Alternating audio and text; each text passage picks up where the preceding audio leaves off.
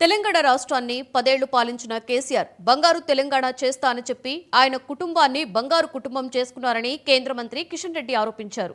ఇప్పుడున్న ముఖ్యమంత్రి రేవంత్ ఆనాడు సోనియా గాంధీని దెయ్యమన్నారు. ఆయనకు ఉద్యోగం రాగానే ఇప్పుడు దేవత అంటున్నారని విమర్శించారు.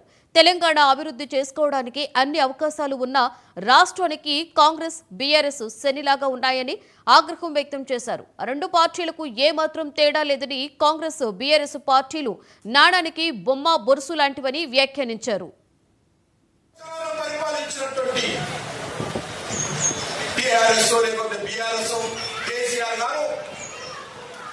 తెలంగాణను బంగారు తెలంగాణ చేస్తాను, కానీ తెలంగాణ బంగారు తెలంగాణ కాలేదు తప్ప ఆయన కుటుంబం మాత్రం బంగారు కుటుంబం.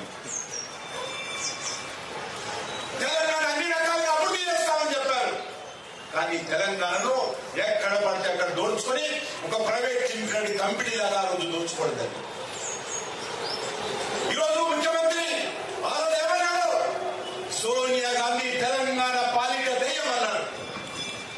ఈరోజు ఏమంటున్నాడా?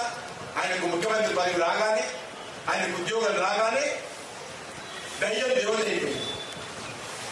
ఆయనకు ముఖ్యమంత్రి పదవి ఇచ్చినందుకు తెలంగాణ దయ్యంగా ఉన్నటువంటి సోనియా గాంధీ ఈరోజు తెలంగాణ దేవతగా ఈరోజు ముఖ్యమంత్రి పొగుడుతున్నటువంటి పరిస్థితి.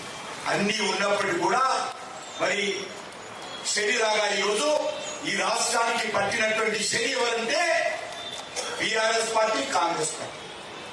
ఈ రాష్ట్రాన్ని 10 సంవత్సరాలు బీఆర్ఎస్ పరిపాలించింది. తెలంగాణ వచ్చిన తర్వాత మళ్ళీ గత 18 నెలలుగా కాంగ్రెస్ పార్టీ పరిపాలిస్తుంది. ఏ మాత్రం కూడా దోపిడీలో, దగా చేయడంలో, మోసం చేయడంలో ఏ మాత్రం తేడా లేదు.